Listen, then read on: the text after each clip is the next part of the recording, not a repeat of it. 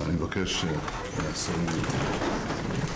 ისრაელის პრემიერ-მინისტრმა მთავრობის ხდომა წუთიერი დუმილით გახსნა დეპუტატებმა ყოფილ პრემიერსა და ექს-პრეზიდენტ შიმონ პერესს მიაგეს პატივი.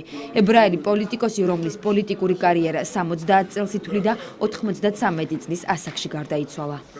სხვადასხვა დროს ისრაელის თავდაცვის ფინანსთა კავშირგაბმულობის საგარეო და შინაგან საქმეთა უწყებების ხელმძღვანელი.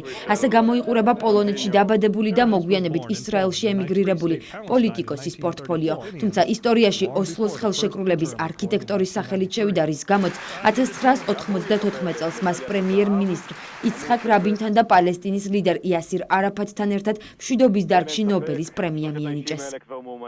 ნობელიანტმა პოლიტიკოსმა ისრაელის სახელმწიფოებრიობის ჩამოყალიბებასთან ერთად უდიდესი წვლილი საქართველო-ისრაელის დამეგობრებაში შეიტანა. კონტაქტთან საუბრისას გელა ჩარკვიანი შიმონ პერესთან პირველ შეხვედრას იხსენებს. ეს იყო 1992 წელი.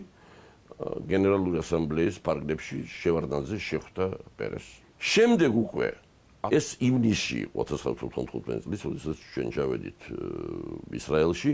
ეს იყო ძალიან კარგი გულთბილი შეხვედრები მასთან. შიმონ პერესის ოფიციალური ვიზიტი საქართველოში არ შედგა, თუმცა არაოფიციალურ გარემოში თბილის ფადრი პატარკაციშვილის პირადი მოწვევით 2003 წელს სტუმრობდა. მაშინ პერესი საქართველოს იმჟამინდელ პრეზიდენტ ედუარდ შევარდნაძესაც შეხვდა. ეს ის დრო, როდესაც პერესს არ უკავია რაიმე მაღალი თანამდებობა. მახსოვს, რომ მე ბადრიმ დამირეკა და თხოვა რომ დავსწრებოდი მის საათს.